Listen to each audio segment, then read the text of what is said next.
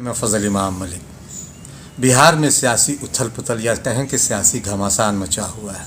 विधायकों को तोड़ने, खरीदने, बिक्री जैसी बातें लगातार हो रही हैं। राष्ट्रीय जनता दल जदयू के विधायकों में सेंध लगाने की बात कर रहा है, तो भाजपा राजद के विधायकों को तोड़ने की बात कर रहा है। इस तोड़ने, खरीदने, टूटने के मनोवैज्ञानिक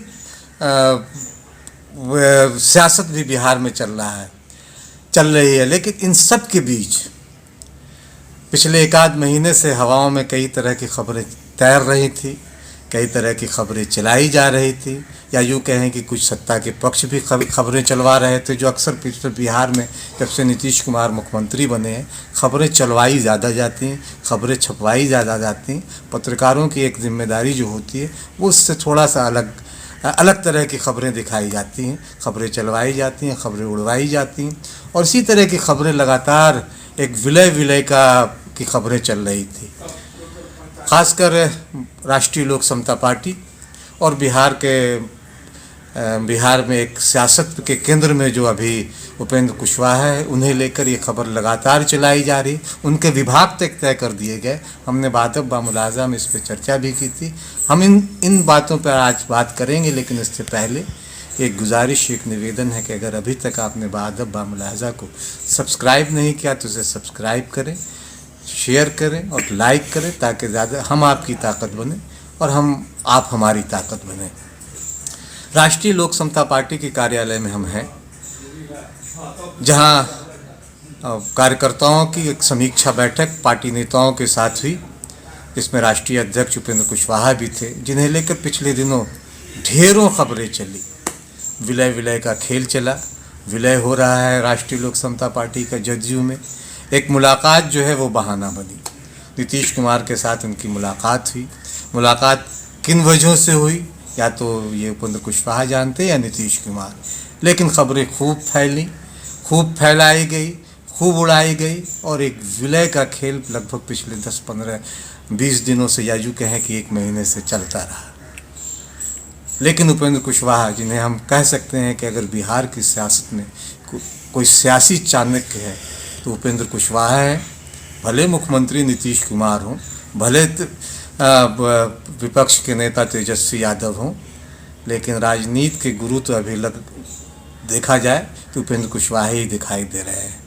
उन्होंने सारे जो अफवाहें थीं, अटकलें थी, जिसे लेकर तरह तरह की बातें पिछले एक महीने से बनाई जा रही थी, उस पर न सिर्फ बनाम लगाया बल्कि मीडिया से साफ साफ कहा कि कल तक आप ही दाल गला रहे थे और अब खरमास के बाद आप ही कहेंगे कि अब उपेंद्र कुशवाहा की दाल नहीं गली।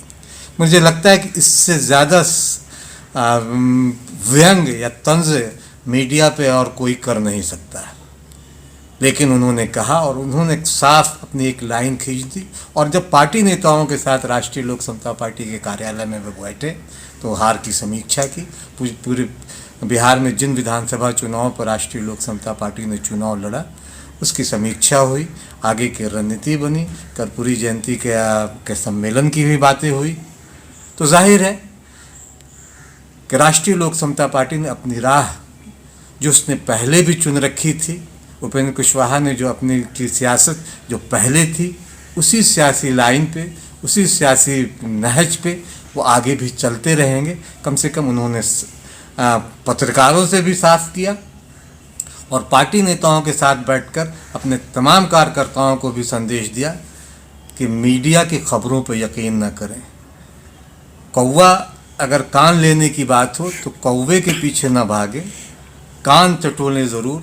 और मीडिया को भी ये नसीहत दी, ये सलाह दी, इस तरह की अफवाह खबरों को लेकर तो कम से कम न फैलाई जाए। खबरें दिखाए ज़रूर, खबरें चलाए ज़रूर, लेकिन खबर बनाए नहीं।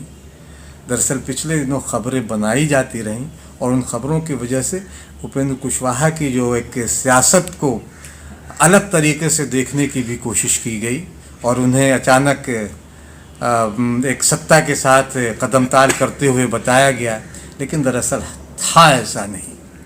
जो लोग उपेंद्र कुशवाहा को नज़दीक से जानते हैं, जो लोग उपेंद्र कुशवाहा के नज़दीक हैं, वो जानते हैं कि उनकी अगली रणनीति क्या होगी।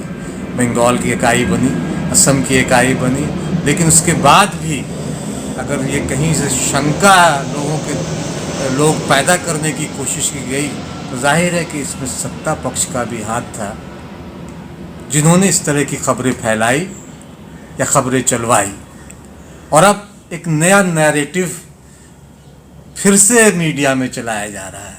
जदयू की अपनी राजनीति है, जदयू किस तरह की जातीय राजनीति करती है, ये अलग सी चीज़ है। लेकिन जब आरसीपी सिंह को राष्ट्रीय अध्यक्ष और उमेश कुशवाहा को प्रदेश अध्यक्ष बनाया गया तो एक लवकुश की बात हुई। उपेंद्र कुशवाहा ने पार्टी कार्यालय में समीक्षा बैठक की और मीडिया ने इसे होश उड़े बताया कि उपेंद्र कुशवाहा के इस समीकरण से होश उड़े। दरअसल दिलचस्प तो यह है कि होश तो नीतीश कुमार के उड़े हुए हैं। उनके चेहरे को देख लें, उनकी बातचीत को देख लें, उनका बॉडी लैंग्वेज देख लें तो होश उनके उड़े हुए हैं। लेकिन मीडिया होश उपेंद्र कुशवाहा का उड़ा रहा है। जाहिर है कि मीडिया खबरें बना ज़्यादा रहा है, खबरों की तह तक जाने की कोशिश नहीं कर रहा है। वो सिर्फ अपनी टीआरपी बढ़ाने के लिए, अपनी रेटिंग बढ़ाने के लिए तरह तरह की बातें कर रहा है। और फिर जैसा कहा कि उपेंद्र कुशवाहा, हमने पिछले बार भी कहा था कि सियासत में कि केंद्र में बिहार में उपेंद्र कुशवाहा ही हैं। भले सत्ता किसी के पास, सत्ता के बागडोर नीतीश कुमार के हाथ में हो या विपक्ष तेजस्वी के साये में गोलबंद हो, लेकिन सियासत बिहार की सियासत में चाणक्य तो फिलहाल उपेंद्र कुशवाहा ही दिखाई दे रहे हैं, क्योंकि उन्होंने जिस तरह से पत्ते खोले हैं, पत्ते फेंटे हैं और अपने राष्ट्रीय लोक समता पार्टी के भविष्य की राजनीति को लेकर फिर से अपनी संघर्ष की यात्रा को चलने के लिए कमर कसी है, उससे तमाम तरह की अटकलें ध्वस्त हुई हैं। मीडिया, जाहिर है कि मीडिया परेशान है, इसलिए अब नया नैरेटिव उसने सेट किया है। नैरेटिव तो उसे जदयू को नीतीश कुमार से पूछना चाहिए कि उनके होश क्यों उड़े हुए हैं। भारतीय जनता पार्टी ने उनके यहाँ सेंध लगाई, वो ऐसे सलाह दे रहे हैं कि भाजपा राजद को तोड़ ले। दिलचस्प ये है कि राजद टूटेगा या नहीं टूटेगा, लेकिन जदयू तो अरुणाचल प्रदेश में टूट गया। बहुत सारे अभी सवाल हैं सियासत में, अभी इसी तरह के अगर मगर होते रहेंगे। लेकिन यकीन रखें, राष्ट्रीय लोक समता पार्टी को लेकर जो जिस तरह की अटकलें लगाई जा रही हैं और जो अब मीडिया कह रहा है कि जदयू के लवकुश समीकरण से उपेंद्र कुशवाहा के होश उड़े, दरअसल होश तो नीतीश कुमार के भाजपा ने उड़ा रखा है। कम से कम इस पर भी मीडिया को बात करनी चाहिए। मुझे लगता है, मेरा आकलन है कि आने वाले दिनों में बिहार की सियासत में बहुत बदलाव नहीं होगा। राष्ट्रीय लोक समता पार्टी अपनी दवाई, कमाई, पढ़ाई, सुनवाई, कार्रवाई और सिंचाई, जिन मुद्दों को लेकर वो लगभग 2-2.5-3 साल से बिहार में संघर्ष कर रही है, उन मुद्दों को लेकर वो आगे की लड़ाई लड़ेगी। और उपेंद्र कुशवाहा ने ये भी साफ कर दिया है कि बंगाल और असम में पार्टी मजबूती के साथ चुनाव लड़ेगी।